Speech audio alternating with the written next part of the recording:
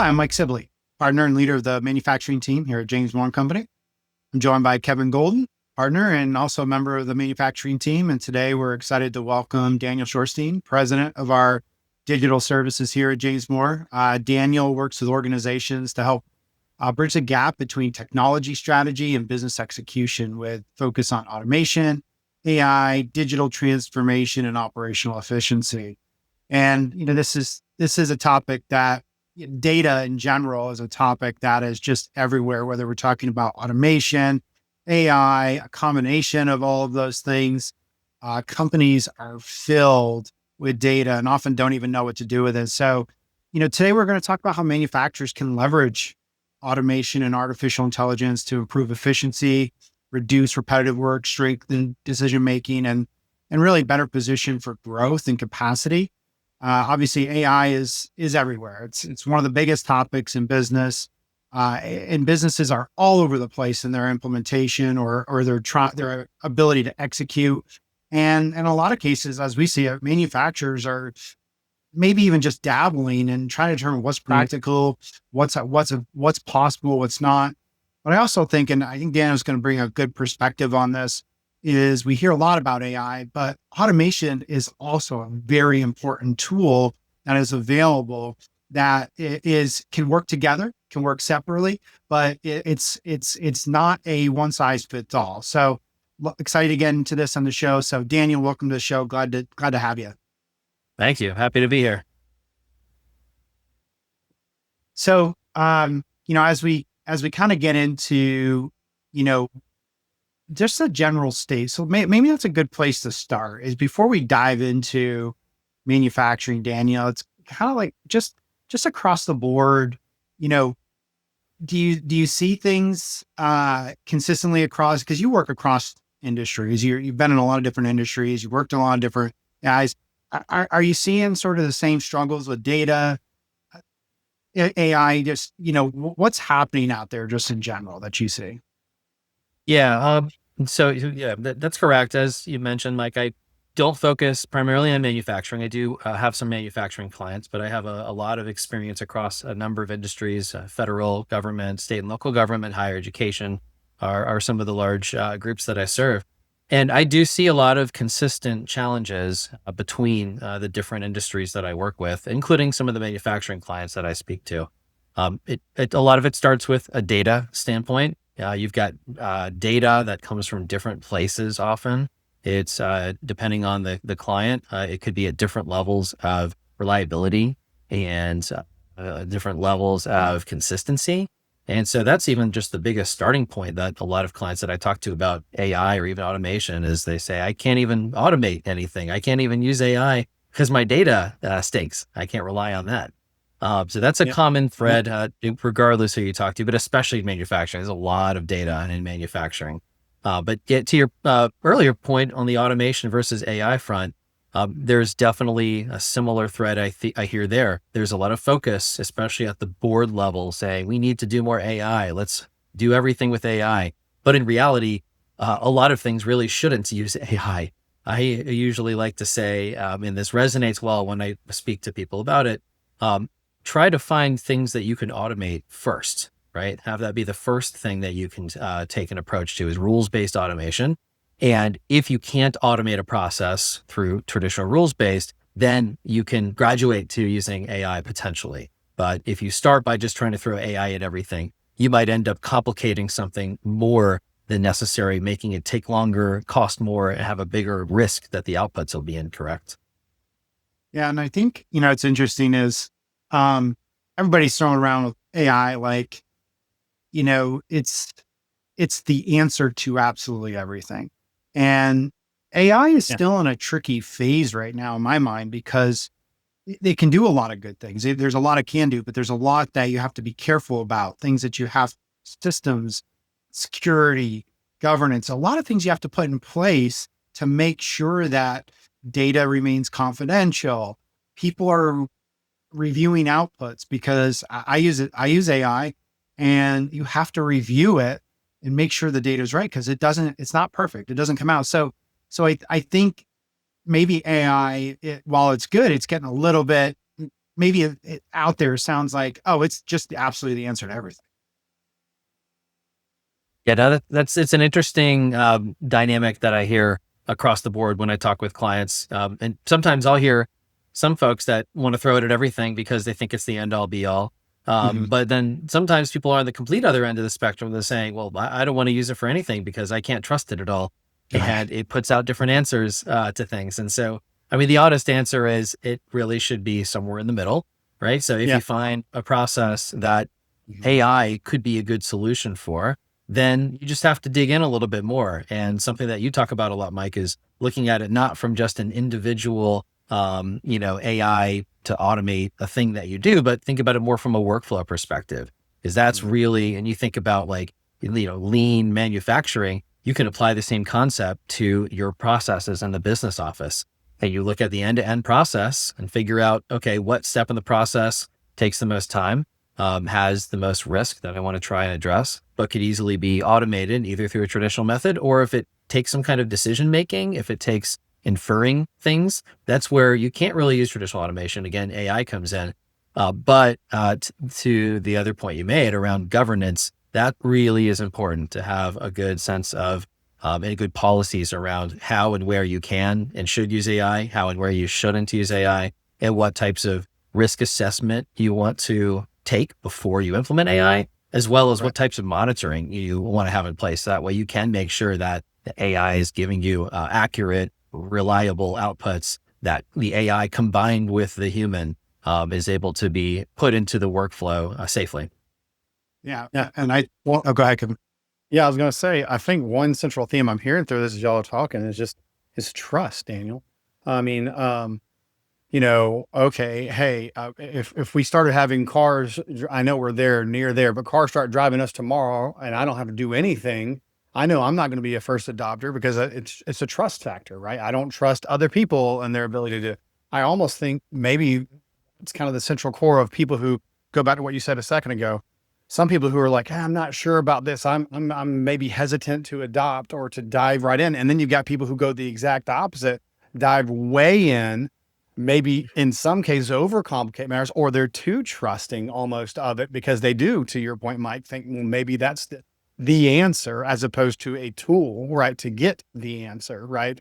So would you say that, Daniel, that, that's kind of the broader range is just mostly focused around whether I adopt or not, mostly focused around trust and what you can do to mitigate or to get comfortable with that and build that trust?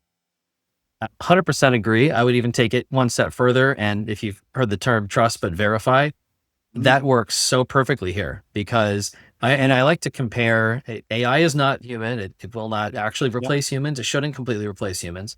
But if you Right. think about AI similar to how you might think about a human doing something, you typically wouldn't just hire somebody and give them a very important task or responsibility and to let them run with it. And then the business is now relying upon them to do it perfectly without any oversight, right? Right. But you still have to hire people. You have to give them responsibilities. And so the way that you build your trust in that person is similar to how you might build your trust in an AI tool or AI capability, right? You give it some type of role, some type of expectations, and you start to trust it more as it does a good job, but you still want to verify it as it goes.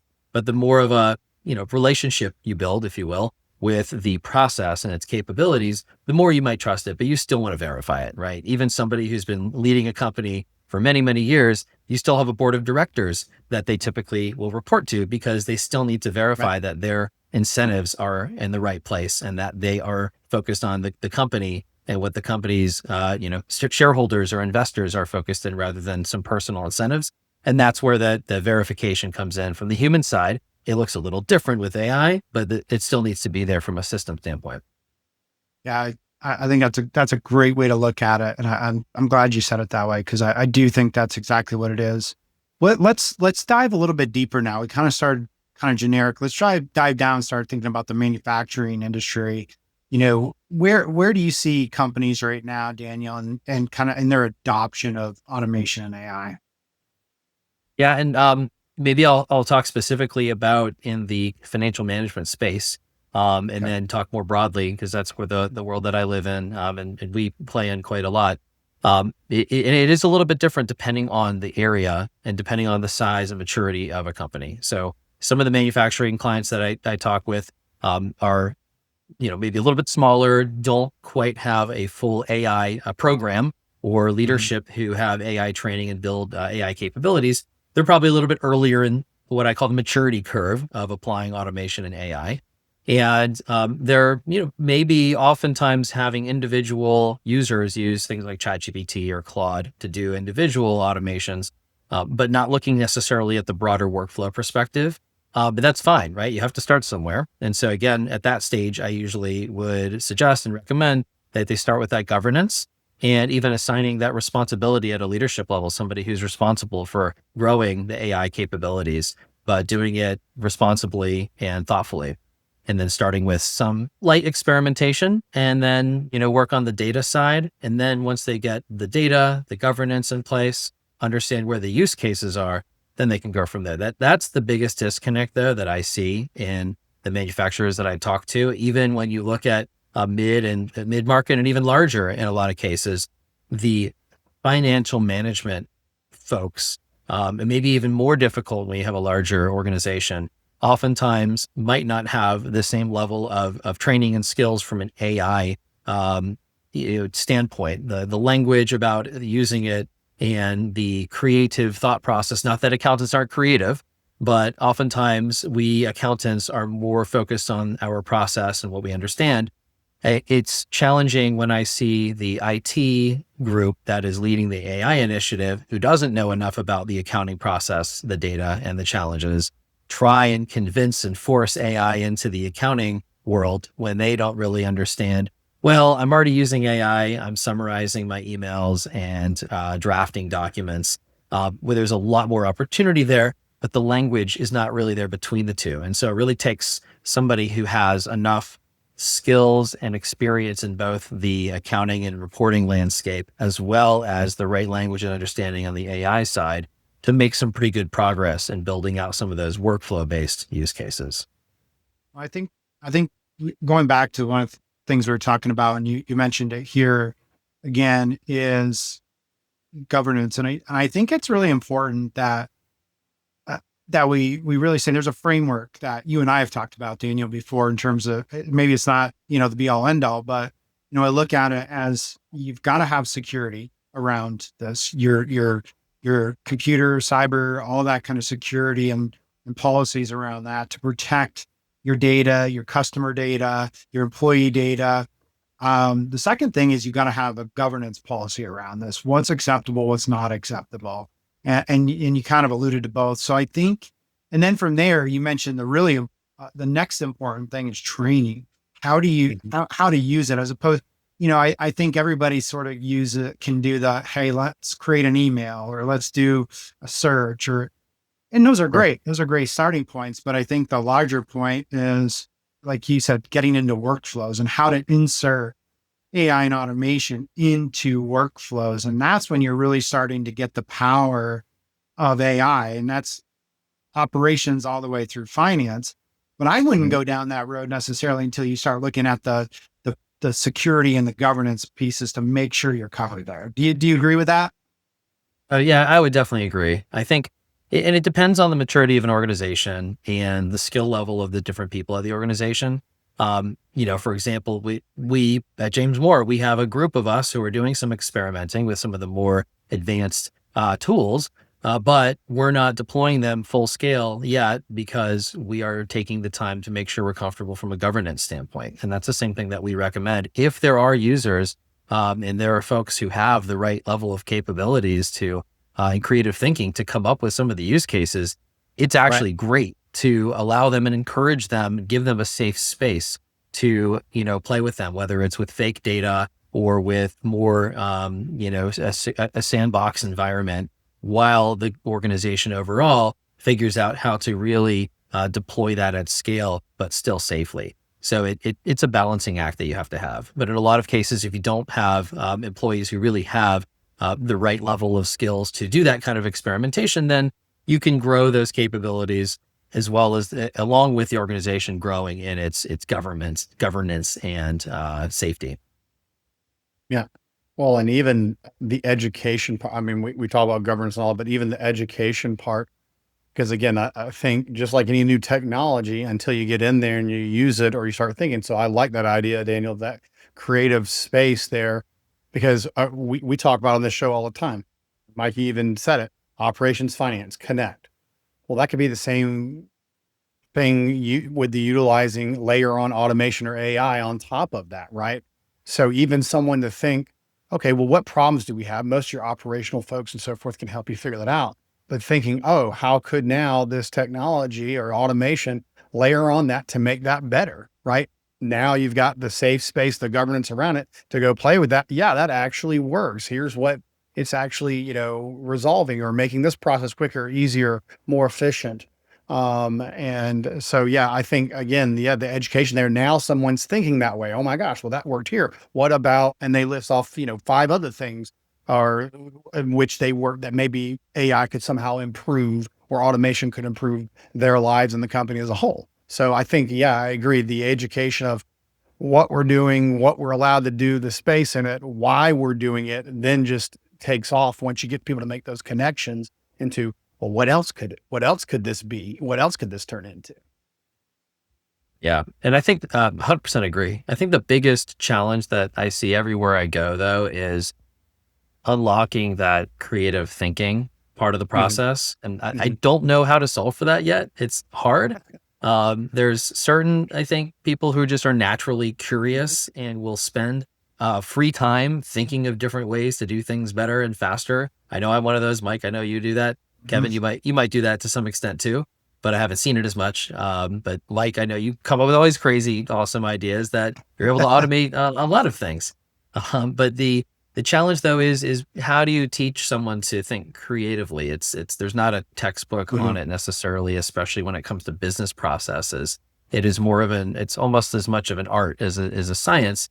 But I think to me, one of the best ways to teach people is just by showing them or working with them. So almost if you have one person that's part of a team, and instead of that person doing solo creative thinking and automation, if they work with 1 or 2 other people, bring them along that journey and just kind of talk out loud of, well, why am I picking this thing to automate? Well, it's because I don't like doing it, or there's a lot of repetitive steps. But I think that I can, automate it with this. I'm just going to take like 15 minutes to try this out with Claude or with ChatGPT and see if it works. And I think just enabling people to fail is in teaching them that failing is okay and good. And in this case, you can fail very quickly. And when I say fail, I don't mean you're actually failing at something. What I mean is you might try something with AI and 9 times out of 10, it might not work. You've probably experienced that all the time. But it's that 1 time or 2 times out of 10 where you're like, this is amazing. I didn't even think it could do this. That unlocks everything for you. And then you can learn to you find the failures even more quickly. So the iteration process happens even faster. But I think people are sometimes naturally afraid to fail or to try something and it not work. Well, let's kind of switch gears a little bit and maybe talk a little bit of practicality, but I'll lead that off with a couple of thoughts that I have. Daniel, you just spurred on some thoughts about this. And one of them is, and I talk to people about this all the time, and I do this myself. Experimentation, often you don't have time from 8 to 5 to do this sometimes. So it's that quiet little time in the weekends when you're playing around and it's your own personal R&D time. So I make that investment to try to do that. And I think the other thing is, I think in terms of systems and processes and flow charts. And I think when you start drawing a picture of what process, you can start seeing the areas that come into play that maybe automation or AI might be able to play into. Now, I'm going to put a shameless plug in here. You may not know how to do it, but that's why we've got guys like Daniel who can come in and have unlimited imaginations about how to do things and how to make these automations. And some things are simple, but some things are really complex and require a lot of time. And that's where you start thinking about what is the process that is just really manual and takes a lot of time. how do we automate those things? How do we incorporate AI? And I'll tell you, and Daniel, I'm gonna turn it over to you in a second, but you know, I even had a scenario with a month-end Excel spreadsheet that was really kind of tedious and took a lot of work, but always had a lot of errors. And when it got to me from the client, I used AI to actually create an automation within this Excel itself that also self-audited it. So every month the automations are working. I'm not using AI on a month. It's the Excel spreadsheet because we've built in the logic and the formulas to make it work. And so since then, it has improved the process dramatically. Now that's a really simple example, but Daniel, a lot of times, right now we're seeing AI and you see robots out there and you see this and you see a lot of stuff out there. But, what are some practical ways you're seeing automation and AI in the manufacturing world?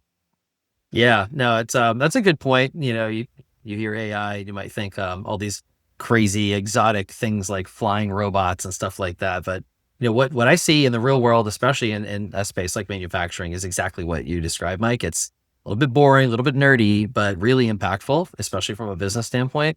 And the process I really like to take it has been working very well for me. And the folks that I've worked with on this is kind of what you've already described, Mike. It's taking an existing process, and you can even start with just a conversation and using AI to help facilitate the whole thing and turning that into a diagram that depicts what each step in the process is. And one of the favorite things I like to do is, and I think you alluded to this in your description, but I want to call it out because it's so important. A lot of people think that AI is only going to be useful when it's baked into a process, and that's what its role should be.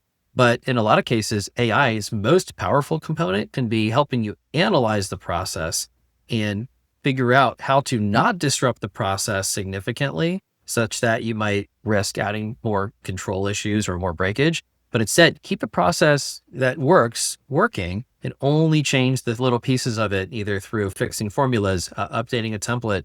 You might even end with a process that has no AI in it, like your updated process. You use AI to make it better and validate it. Yeah. But so where I'll like to see is use AI to help me work with folks to document their current process and then identify, okay, what in here can be automated using traditional automation? What in here might benefit from AI? And then just start working with them to determine, does it make sense to automate this piece? The risk versus reward. You might not wanting to automate all pieces of it, but you could automate a few pieces and add AI to a little bit of it. But that to me is one of the most common ways and safest ways to start implementing that combination of AI and automation into a process without completely disrupting and overhauling it.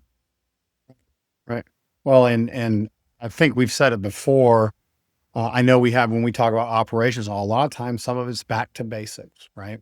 Whether that's your data integrity, right? About that being good, or even what you just said. Hey, I ended up with a process potentially didn't even have AI in it, but AI helped me get there into a more efficient, better process, right? So again, it's not always the answer, and it's not always some really, complicated or expensive. It can be, but a solution. It's just utilizing the tools in a better way that then now comes to a better solution than what you had previously, right? And we'll continue to iterate, as we've seen very quickly over time. I mean, so a lot of that, Daniel, goes back. When I hear all this, I think of a lot more efficient process, make this process, this workflow more efficient, more streamlined, more all that, less manual, more automatic, all that.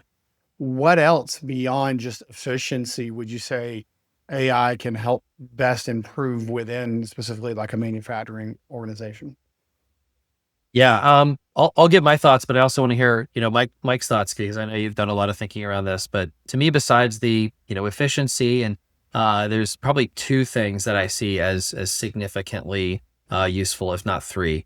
Two of them are kind of similar. So one is around strategic planning. So looking at the kind of current state where you're at, and if you're the leader of a business or you're an investor, you have the ability to kind of drive decision making. AI is really, really good at helping with this piece. You can give it your financial statements. You can give it any analyses that have been done. You can give it all of the issues that you've been seeing. You can even just give it those big questions that you're like, why does my margin keep shrinking? I don't even know where to start. How do I go about doing this, right? A lot of that stuff that was a little bit more difficult or might take big projects to try to answer. Now you can actually unlock a lot of that, at least the strategic aspects of it, with AI helping you. It's a lot better if you have the best model that you're using, because the best models, the paid ones that using the higher capabilities, will have just a better understanding of how to solve these things and answer them. And then providing it with just the right amount of data, the right context. So if you think about talking to AI like you might talk to a professional who's been in the same industry for 30 years, think about giving them that same level of context. It can be really helpful from a strategy standpoint. And the other thing is just having it help you get insights into your data. So if you have a set of dashboards, or if you have metrics that you're looking at and you're trying to interpret it or understand it, you can use AI to pretty helpfully usually unlock certain things about that data, whether it's at the high level or the level, detail level, or a combination of the two, right? And oftentimes this is a tool that Mike and I both love using, is like, Claude or ChatGPT inside Excel. If you have a combination of your dashboards at the high level and then the underlying data behind it, that's a great place to be, to start asking some of these questions of why does this, set of sales start going up here? And what's the driver there? What are some things I might be able to do to improve my margins with this product line? You come up with some scenario planning for me in 10 tabs, and it can just, start spinning all of that up. You still want to make sure it's accurate, but at least it gives you a starting point that would take you otherwise hours or weeks to start putting together. Yeah, I think those are great points. And I think I'll build off of that a little bit. One is leverage. In other words, you're leveraging technology to help, not only on efficiency side of things, but to be able to handle more, and you're leveraging that. And what we hear from a lot of manufacturers now is capacity is at a premium. People are busy. It's hard to leverage to be able to spend that time. And Daniel, we start talking about strategic planning and things of that nature. Kevin and I often talk about how to build value in a business. And so, you need to be able to leverage so you can work on the business and not necessarily, and everybody gets a lot of times you get yourself focused into the business and not being able to work onto it. It's a great brainstorming, but it won't replace the natural experience that you bring. You still got to make those decisions. You still got to take all of this, because at the end of the day, and Danny, you and I were just talking about this before we got on the show, AI can sometimes tell you what you want to hear. So you got to be really careful about that. Or it can be a pain and just be, a jerk and start telling you things like that you don't want to hear for whatever reason. And so you got to definitely convince you the extra Teslas if you wanted to. Yeah. And the other side of this is it does get into effectiveness. And a really good example of that is, a sales team can set up a profile that helps them practice a pitch before they ever go to their customer and work through that pitch. So it can make you more effective as a training tool, because you can talk to ChatGPT and ChatGPT will talk back to you, and whether you want to hear it or not. So there's leverage, there's effectiveness, there's all these other things that Daniel went into. It's a matter of learning to understand how to do these things. And I think that's where manufacturers are still sort of in the dabble mode. And what, our goal, Kevin, mine, Daniel's goal is to elevate that, bring that along, use the power of that. But I think, if we switch gears for a second, Daniel, one of the things that you and I talked about a few weeks ago, going back into the framework, once you get your governance, you get your security, you're upskilling people, you got data, and you've got data in ERP systems. Your equipment has data in it. Your CRM has data. And so we got all of this data, but it's not necessarily usable in where it's at, because we got to kind of get it out and then place it somewhere. And I look at, I call that, and this may be wrong, because you data people, digital people are smarter than me, but I call that data centralization. And I think that's part of where automation comes from, and kind of what you help companies do is put it in a place that automation or AI can do something with it. But you can feel free, Daniel, correct me where I'm wrong and all that stuff, but that's kind of my next line of thinking. Yeah, I would say that's almost where I'm going with the thought process. What I would say is, if you think about data, similar to how you might think about raw materials from an invoicing process, manufacturing process, you might have a lot of raw materials that could be really useful and build a lot of really powerful products that can give you a lot of value. You also might have a lot of garbage, scrap materials that are mixed into it. And so it's important to understand what the quality of your data is and the type of data, what it can be used for, to one side of it. Then the other side is just kind of going back to first principles is, what are the things that you need to know that you don't know today? What's information are you trying to, get, or what questions are you trying to answer that you can't, and use that as the driver, rather than just saying, well, let me just collect all of my data and create a bunch of charts because that would be cool and might be interesting. But to what end, right? Really, to me, what's the point? So I like to, you have to have both though. You have to know what data is available. But at the end of the day, as a business leader in manufacturing, you have a lot of questions that are important to be able to answer to make business decisions and to grow your business. And the data is going to be critical to doing that. But you have to know what questions you have. Then you can use that to drive the collection of the data. And then to your point, Mike, yes, I think there you now have a strategy you can implement around, now I know what data I need to answer the questions I have. Now I'm going to start putting it into a warehouse, structuring it in a way that I can test it and reconcile it and start using it for reporting on a daily, weekly, monthly basis. So that way I do have reliable answers to those questions. Yeah, that's a great point. In terms of the quality of the data and then what data you want, because, I listed out all those different sources, and for one thing, those sources don't always make it easy to find the data set that you want, and then how to get it out of it on an automated or regular routine schedule. There's some work that goes into that. Am I kind of describing that right?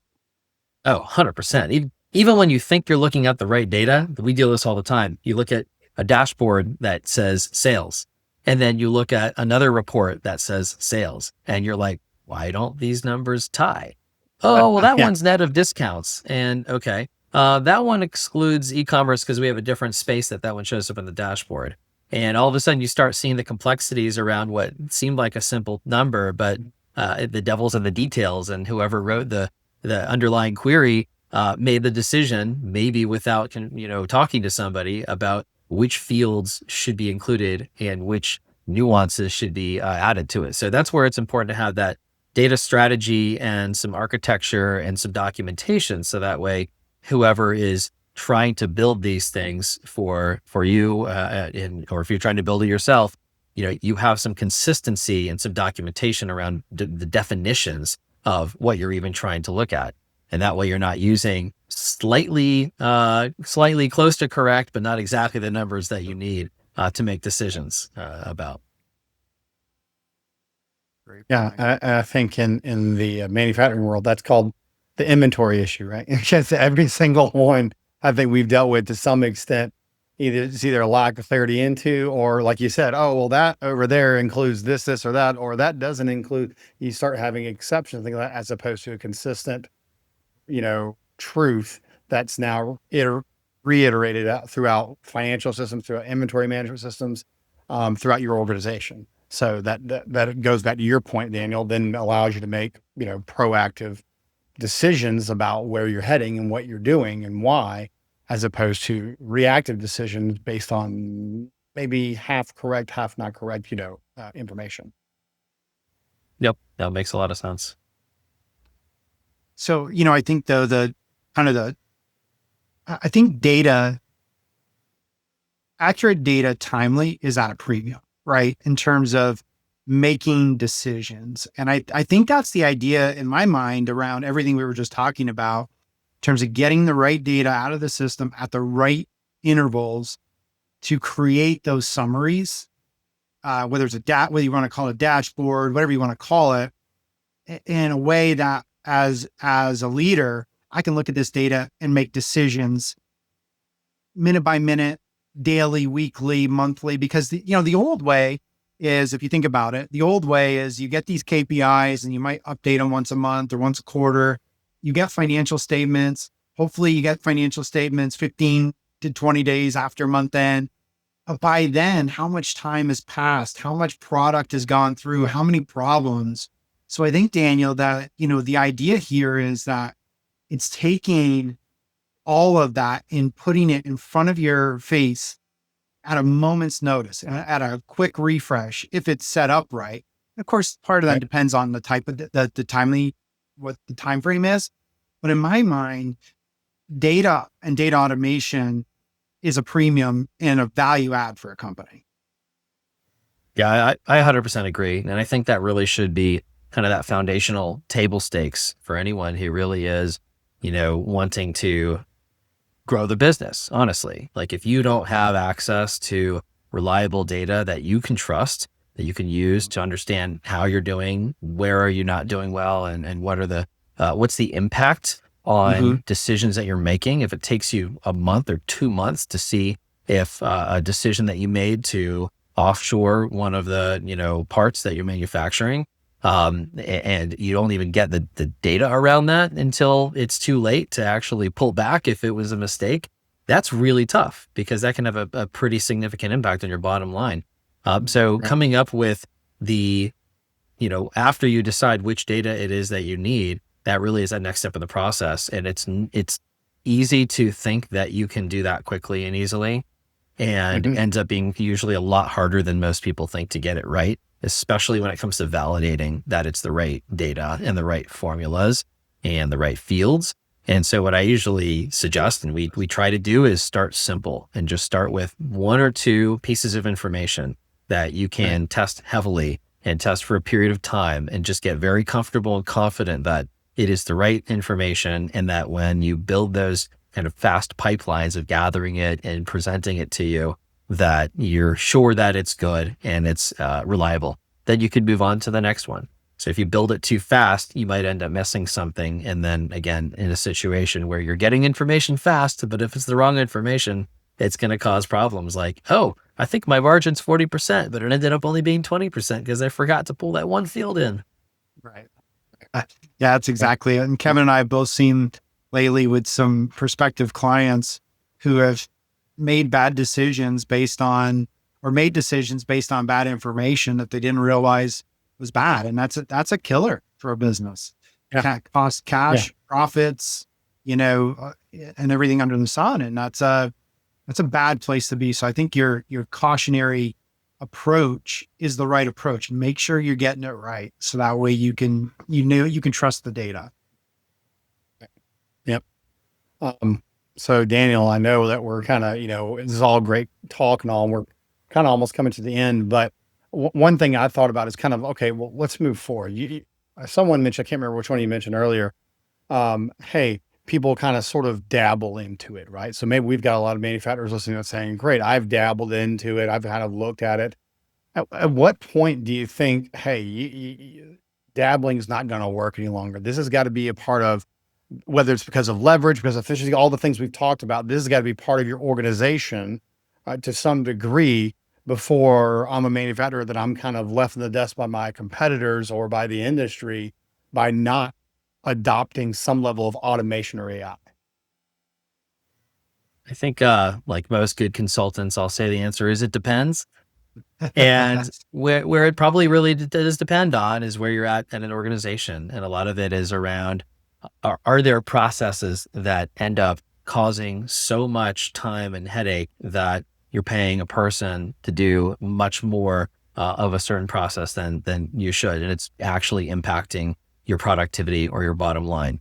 Are you not getting access to that data that you need, and it's so bad that it's actually causing you to not be able to grow your business in a way that you're able to? So think about it just from, is it a true business pain that I'm not able to run my business, grow my business, strategize in the way that I want to, and it's actually that bad? Or is it just, I feel jealous because somebody else is doing more than I'm doing? I think it's important to always understand what the capabilities are and to always be trying to move in that direction of, adding some AI capabilities in, but let the pains, let the issues really drive the need and drive that next step, but know what those next steps are when the time is right. Yeah, that's great advice. I think the only thing I would add on to is go back to the beginning. And I know I've said this a bunch of times, if you don't know where to start, you can always come to us. We can help start. Mhm. But the first step is understanding security, governance, and then, get walking into the training and then walking through those pains that Daniel's just talked about and walking through those Right. processes and just getting some comfort level around that. So Daniel, thank you very much for being on today. Any last bit of advice before we jump off? Yeah, last thing I'll say is just unlock that curiosity, be creative, have fun, listen to some of those podcasts. Just here, if you don't know how good AI is and you aren't thinking about all the crazy, amazing things that it can do, at least a little bit, then you might not have actually seen the latest capabilities of the latest models, because it's still blowing my mind. And I hope everybody else at least gets to experience that. Great. All right. Daniel, again, thank you. Appreciate you for sharing all your insights. This is a fun conversation. We may have to add quite a few more of these conversations because AI changes by the minute, it seems. So a lot to stay up on. And for everybody listening, thank you. As always, reach out with comments, questions, things that we can help you with. And I hope everybody has a great day. To learn more about James Moore & Company's manufacturing services, go to jmco.com. And don't forget to subscribe to our More on Manufacturing series to receive updates when new videos and podcasts are released. If you'd like to be a guest, or if there's a topic you'd like to see covered on a future episode, contact us on our website. You can also follow us on social media for more news as the landscape on manufacturing continues to rapidly evolve.